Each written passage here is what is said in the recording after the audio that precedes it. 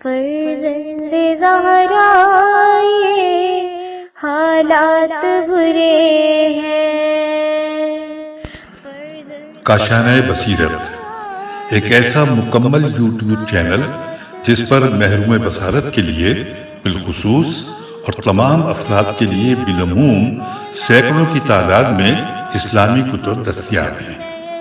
لہذا گزارش ہے کہ آپ اپنی ذمہ داری نبھاتے ہوئے کاشانہ بصیرت کو سبسکرائب کرنے کے ساتھ ساتھ بیل آئیکن کو پریس کیجیے تاکہ آپ علم کے حصول کے ساتھ ساتھ مذہب اہل بیت کی اشاعت میں بھی اہم کردار ادا کرتے رہیں۔ کاشانہ بصیرت۔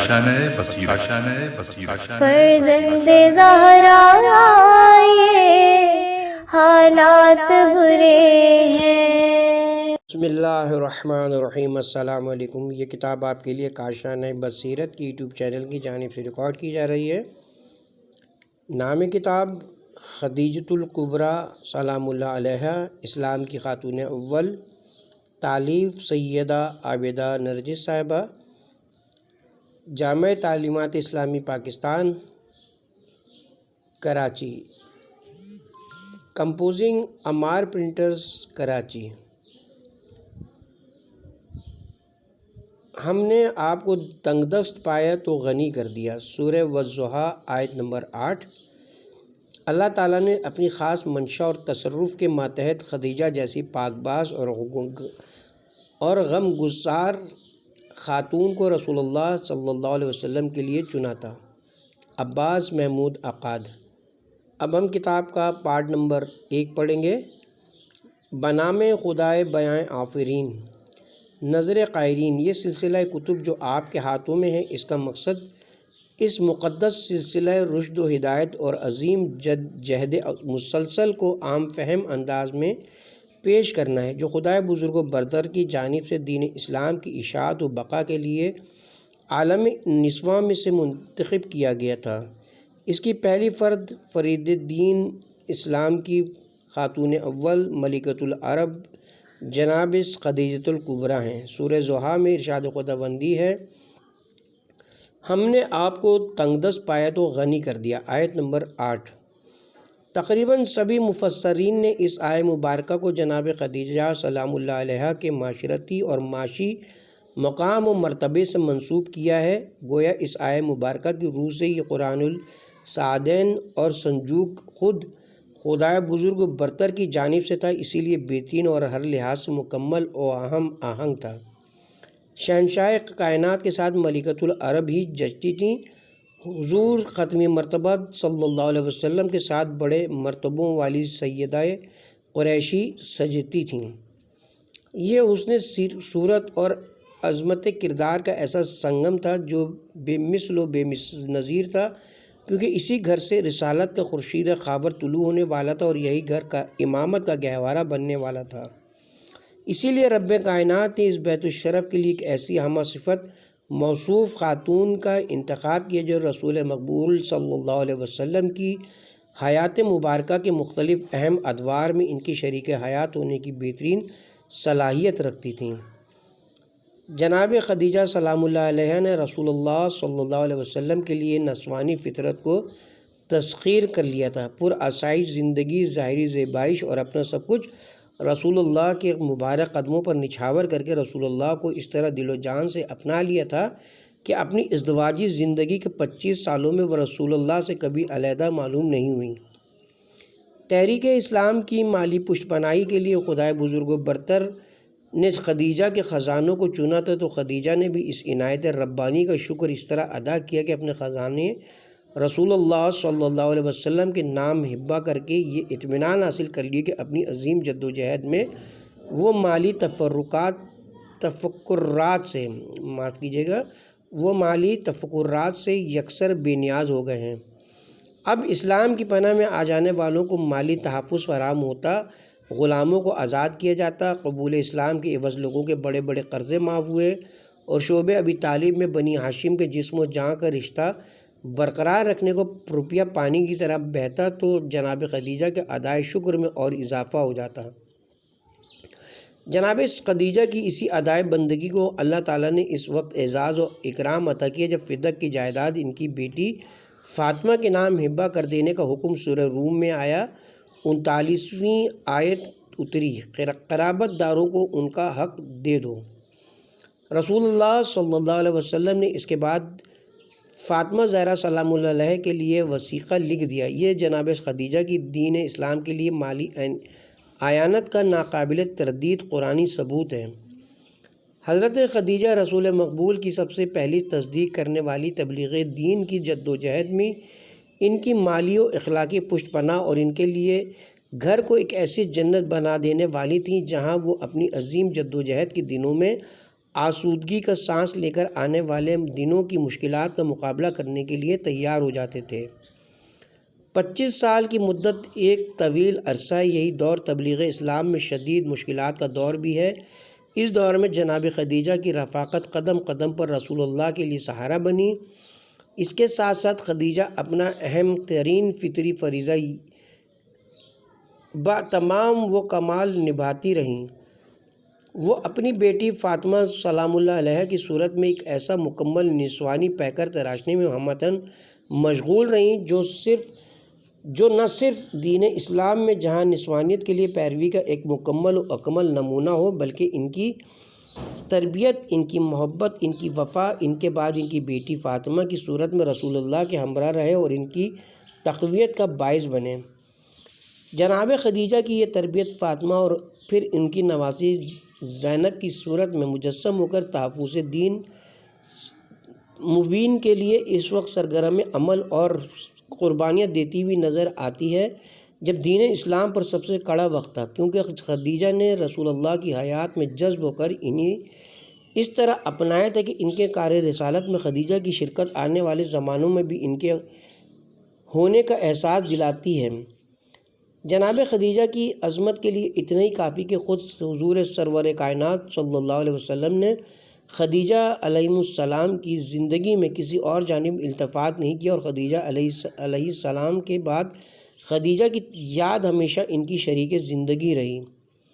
زیر نگاہ سلسلہ کتب میں صحیح کی گئی خانواد رسالت یہ باعظمت بیویوں کے روشن کردار کی ایک فیروزہ جھلک قائرین کے سامنے پیش کی جائے، جو ایک تسلسل کے ساتھ دین کی اشاعت و تحفظ، جدوجہد اور بقا میں حضور ختمی مرتبت اور ائمہ طاہرین علیہم السلام کے ہمراہ پوری آب و تاب کے ساتھ ان کی اور اسلام کی تقویت کا سبب رہا ہے۔ ان مقدس ہستیوں کی لفظی تصویر بنانے میں یہ کوشش کی گئی ہے کہ ان کے خد و خال ان روایات سے ابھارے جائیں جو مستند اور ان کے شایانہ شان ہیں۔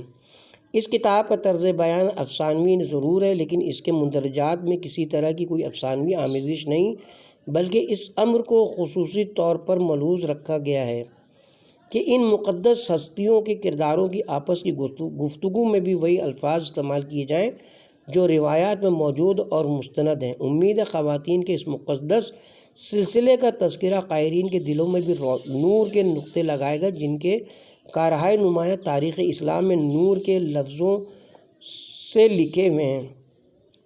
سیدہ عابدہ نرجس، لاہور۔ بسم اللہ الرحمن الرحیم۔ صفحہ نمبر 13۔ دنیائے عرب کا نگینہ شہر مکہ ریتیلے صحراؤں کے بیچ کسی نخلستان کی طرح کھلا ہوا یہ چھوٹا سا شہر جزیرہ نمائے عرب کا دھڑکتا ہوا دل تھا۔ اس بے آب و گیا دھرتی کو مرکزیت اسی وقت حاصل ہو گئی تھی جب خدا کے اولی العزم نبی ابراہیم علیہ السلام کی چشم انتخاب نے اسے شرف عطا کیا تھا اور اسے اپنی پاک دامن زوجہ ہاجرہ اور شیرخوار بچے اسماعیل کا امین بنایا تھا۔ اس خشک اور ریتیلے صحرا نے ان کی تواضع اس طرح سے کی کہ ننھے بچے کے قدموں سے میٹھے پانی کا چشمہ ابل پڑا اور گرد و پیش شادابی اور ہریالی عام ہو گئی۔ قبیلوں نے اسے مسکن بنایا اور جیسے جیسے وہ ننھا بچہ پروان چڑھا اسے قبیلوں کا سردار مان لیا گیا۔ پھر ابراہیم علیہ السلام نے ایک عرصے بعد اس ارض امین پر قدم رکھا اور یہ دیکھ کر مسرور ہوئے کہ اس خطہ ارضی نے ان کی امانتوں کا تحفظ کیا ہے اور انہیں اپنا سردار مان لیا ہے۔ ابراہیم علیہ السلام سجدہ شکر بجا لائے تو بارگاہ ایزدی سے ایک ایسی فرمائش ہوئی جو کبھی کسی نبی سے نہیں کی گئی تھی۔ لامکان نے اپنے لیے ایک مکان کی بنیاد ڈالنے کا حکم دیا۔ ابراہیم نے نوجوان بیٹے کے ہمراہ اس گھر کی بنیادیں اٹھائیں اور اس کچے گھر کے تعمیر ہوتے ہی شہر مکہ شہروں میں ایسا شہر ٹھہرا جہاں ایک گھر خالق کائنات سے بھی منسوب تھا۔ اسی بیت اللہ کی بدولت اس شہر کو دنیا کے سارے شہروں میں مرکزیت حاصل ہو گئی۔ لوگ دور دراز علاقوں سے خدا کے اس گھر کی زیارت کو آتے اور مناسک کے حج ادا کرتے۔ لوگوں کے اجتماع کی وجہ سے ہر سال ایک بڑا میلہ منعقد ہوتا جسے عکاظ کا نام دیا جاتا ہے۔ اس مشہور میلے کا انتظار سال بھر کیا جاتا ہے اور ہر طرح کی خرید و فروخت ہوتی ہے۔ مکے کے مضافات میں یہودی قبیلے آباد ہو گئے جو علم و حکمت میں بڑی دسترس رکھتے تھے۔ ان میں سے اکثر کاہن اور جوتشی تھے جو ستاروں کے حساب اور اپنی قدیم پوتھیوں سے مستقبل کے بارے میں پیشن گوئیاں کرنے میں اپنا ثانی نہیں رکھتے تھے۔ عرب ان دنوں حد درجہ ضعیف الاعتقاد تھے۔ جب بھی انہیں کوئی مشکل درپیش ہوتی، کسی نئے کام کا بیڑا اٹھانا ہوتا تو وہ ان کاہنوں کی طرف رجوع کرتے اور انہی کے مشورے سے اگلا قدم اٹھاتے۔ انہی کاہنوں میں سے کوئی مکے کی گلیوں میں نکل آتا تو لوگ اسے ٹھہرا کر اپنی قسمت کا حال پوچھتے، اسے کوئی پیشگوئی کرنے کے لیے کہتا یا کوئی مشورہ لے لیتے اور انہی خوش فہمیوں میں مستقبل کے مناظر کو محدود کر کے خود کو مطمئن کرنے کی کوشش کرتے ہیں۔ ایسا ہی ایک یہودی کاہن کھجوروں کے ایک سرسبز باغ کے قریب سے گزرا تو چمن میں نشست جماع مکہ کے اونچے گھرانوں کی نازک اندام حسین و جمیل دوشیزاؤں نے اسے پہچان لیا۔ سبھی کے دل میں سہانے مستقبل کو جاننے کی امنگ جاگی جو ایک سربستہ راز کی طرح بڑا ہی پراسرار اور تحیر انگیز معلوم ہوتا تھا۔ دوشیزگی کے پربہار دنوں میں مستقبل کے ساتھ جو تمنائیں اور ارمان وابستہ ہوتے ہیں انہوں نے کسی کے شوق کا انجام دل میں ہلچل سی مچا دی تو وہ دوسری ماجبینوں سے مخاطب ہوئی، دیکھو دیکھو وہ یہودی کاہن اپنی دھن میں مگن چلا جاتا ہے، کسی کنیز کو بھیج کر اس کو بلوا لیں تو کیسا لطف آئے۔ ہاں ان بڑے میاں کی تو بڑی شہرت ہے۔ ایک اور حسینہ نے اسے پہچان کر کہا، ذرا ہم بھی تو دیکھیں کہ حضرت کتنے پانی میں، سنا ہے ستاروں کا حساب کتاب خوب جانتے ہیں، تو پھر بلاؤ نا اس کو، ذرا ہم بھی تو اپنے ستاروں کا حال چال پوچھیں۔ ایک شوق حسینہ نے ہنستے ہوئے کہا، ہاں بلاؤ اس کو، ذرا ہم بھی جان لیں کہ مستقبل نے اپنے پردے میں ہمارے لیے کیا چھپا رکھا ہے۔ ایک کھوئی سی آنکھوں والی لڑکی نے کہا، خدیجہ تم بھی تو بولو، تم کیوں مہر با لب ہو؟ میزبان دوشیزہ نے ایک جانب خاموش بیٹھی ہوئی مکے کی رئیس خاتون خدیجہ بنت خویلد کو مخاطب کیا۔ خدیجہ کے دلکش لبوں پر ایک نرم مسکراہٹ عکس ریز ہوئی اور وہ متانت سے بولی، اگر تم اس کائن کو بلانا چاہتی ہو تو ضرور بلاؤ، اس کے لیے تمہیں میری تائید کی ضرورت نہیں ہے۔ کیا تم اس سے اپنے مستقبل کے بارے میں کچھ نہیں پوچھنا چاہتی؟ ایک نٹکھٹ دوشیزہ نے اٹھلا کر کہا، ان کاہنوں کے قافیے اور اندازے میرے نزدیک اعتبار کے قابل نہیں، میں اپنا مستقبل خود بناؤں گی، اگر اللہ نے چاہا تو مجھے اس کے لیے کسی پیشگوئی یا قافیے کا سہارا درکار نہیں۔ خدیجہ نے سنجیدگی سے قطعی لہجے میں جواب دیا، ہاں بھائی تمہیں کسی سہارے کی کیا ضرورت ہے، تم خود مختار ہو، عورت ہو کر بھی ملکہ تجار ہو، پورے مکے میں تمہارا کوئی ثانی نہیں، مکے کے سارے سرکردہ لوگ تو تمہارے در سے آز لگائے بیٹھے ہیں، اوہو تم باتوں میں لگے رہنا اور وہ کاہن آگے نکل جائے گا۔ کسی نے درمیان سے کاٹ کر شور مچایا، تم میزبان خاتون نے ایک کنیز کو دوڑایا کہ وہ کاہن کو بلا لائے۔ کنیز تھوڑی ہی دیر میں پھولے ہوئے سانسوں کے ساتھ واپس آئی اور بتایا کہ کاہن اس کے پیچھے چلا آتا ہے۔ وہ چمن کے دروازے تک آیا تو حسین ماجبین دوشیزاؤں نے اسے ہاتھوں ہاتھ لیا، لیکن خدیجہ اپنی نشست پر وقار و تمکنت سے بیٹھی رہی اور عرب کی اعلی مرتبہ خواتین کی طرح نقاب پہن لیا۔ یہودی کاہن اپنی سفید دراز ریش میں انگلیوں سے کنگھی کرتا ہوا آ کر ایک نشست پر بیٹھ گیا۔ اس نے حسیناؤں کے جھرمٹ پر ایک گہری نگاہ ڈالی، پھر کسی کا نرم و نازک ہاتھ دیکھا، کسی کا خط پریشانی پڑھا، کسی کے دلربا چہرے سے قافیہ لگائے اور کسی کے ستاروں کی چال کا مشاہدہ کر کے ہر ایک کو بتانے لگا کہ تقدیر نے اس کے لیے پردہ غیب میں کیا چھپا رکھا ہے، مستقبل کے دامن میں ان کے لیے کون سی سوغات پوشیدہ ہے، آنے والے زمانوں میں ان کے ارمانوں کی تسکین کے لیے کیا کیا اسباب مہیا ہیں۔ ان دوشیزاؤں کو ان کی تقدیر کا حال بتاتے ہوئے اس کی نگاہ بار بار اس جانب اٹھتی تھی جہاں خدیجہ بنت خویلد تمکینت اور وقار کی تصویر بنی ماحول سے قدرے لاتعلق سی بیٹھی تھیں۔ انہوں نے نہ کچھ سوال کیا تھا اور نہ ہی اپنی ہتھیلی کو اس کے سامنے پھیلا کر تقدیر کی سمت ہی معلوم کی تھی۔ خاصی دیر بعد جب کاہن تمام لڑکیوں کو مطمئن کر چکا تو میزبان خاتون سے مخاطب ہوا، خاتون محترم، اگر بار خاطر نہ ہو تو کیا میں پوچھ سکتا ہوں کہ وہ دوشیزہ کون ہے جو اس طرح بے نیاز بیٹھی ہے جیسے اس سے کچھ پوچھنے کی احتیاج نہیں؟ ہاں اے بزرگ، ہماری یہ سہیلی کاہنوں اور جوتشیوں پر یقین نہیں رکھتی، یہ تمہیں تو علم ہوگا کہ دین ابراہیمی والے خدا پر بھروسہ رکھنے کو ترجیح دیتے۔ ایک لڑکی نے وضاحت کی، اگر آپ گستاخی نہ سمجھیں تو کیا میں ان محترم خاتون کا نام معلوم کر سکتا ہوں؟ کاہن نے محتاج لہجے میں استفسار کیا۔ ہاں کیوں نہیں، ہماری معزز دوست کے نام سے کون واقف نہیں؟ یہ ملکۃ العرب خدیجہ بنت خویلد ہیں۔ میزبان خاتون کے لہجے میں تفاخر کا انداز تھا۔ اچھا تو آپ ہیں ملکۃ العرب خدیجہ بنت خویلد، ان کا نام مکے میں بھلا کس نے نہیں سنا؟ ہم تو انہیں طاہرہ اور عذرا کے لقب سے بھی جانتے ہیں۔ مادر عیسیٰ مریم بنت عمران کے بعد یہی تو ہیں جو ان القاب سے ملقب ہوئی ہیں۔ کاہن نے خوشگوار حیرت سے بے ساختہ کہا، اور کیا ہماری بہن خدیجہ ہے بھی تو ایسی پاکیزہ صفت، بلند کردار اور اعلیٰ مرتبے والی؟ قریب بیٹھی ہوئی ایک دوشیزہ نے خدیجہ کا بازو چھو کر فخر سے کہا، سارے مکے میں کوئی اس کی ہمسری کا دعویٰ تو کرے۔ سارا مکہ کیا، سارے عالم میں ان کی ہمسری کسی کے بس کی بات بھی نہیں۔ یہ عالی مرتبہ دوشیزہ بڑی بخت آور اور خوش نصیب ہے۔ اس کی چمکتی ہوئی پیشانی سے ظاہر ہو رہا ہے کہ عنقریب ایسے شرف سے مشرف ہونے والی کہ زنان عالم اس پر رشک کریں گی۔ کاہن کے ایک ایک لفظ میں تاثیر اور سچائی کی کھنک تھی۔ اچھا، کیا واقعی سب کے ہونٹوں سے بے ساختہ نکلا؟ مشتاق آنکھوں میں تجسس نے کروٹ لی، بےتابی ہونٹوں پر سوال بن کر مچلی، اے بزرگ، جتنی جلد ممکن ہو ہمیں یہ خوشخبری سنا دو۔ ہاں اے کاہن، ہمیں جلد بتاؤ کہ مستقبل میں کون سی نوید خدیجہ کی منتظر ہے۔ خدیجہ ہماری بہن اور عزیز سہیلی ہے، اس کا شرف ہمارے لیے فخر و مباحت کا باعث ہوگا۔ کسی نے رشک آمیز حیرت کے ساتھ سب کے دل کی بات کو زبان دے دی۔ خدیجہ کی سوالیہ نگاہ کاہن کے چہرے کی جانب گئی لیکن لبوں نے کوئی استفسار نہ کیا۔